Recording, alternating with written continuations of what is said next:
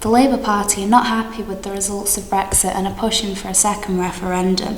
Politician Jeremy Hunt says a no-deal Brexit would be political suicide, meaning it would reflect incredibly badly on the English government. In the UK, there will be a no-deal Brexit, which means there will be a transition period where there is no guarantees of citizens' rights of residence.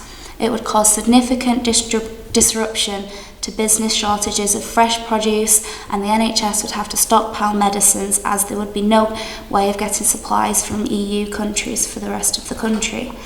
Brexit MPs claim that Brexit would not end this badly and that the strike would be beneficial and we would be able to create trade deals around the world. However, so far we've had no evidence of this. Without an agreement under the trade union organisation means that taxes will go up incredibly and imported goods will become drastically more expensive. When the UK leaves the EU, the 310-mile border between Ireland and Northern Ireland will become the new land border between the UK and the European Union. The Brexit referendum results showed that Leave was the most voted for party with 51.9% of the ballot, or 17.4 million votes for Leave.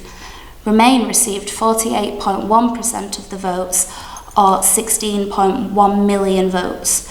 The results of the referendum differed between different regions across the UK. In England, 53.4% of the UK's votes voted to Leave. In Wales, 52.5% of people voted to leave. In Northern Ireland, 44.2% of people voted to leave the EU, and in Scotland, 38% of people voted to leave the EU. Because England's votes count for the vast majority of the UK's population, the results were swayed in Brexit's favour. However, if just Scotland, Northern Ireland and Wales had voted in the referendum, then the results would be incredibly different, and the Leave would have received 45% of the votes, meaning that the UK would have stayed in the European Union.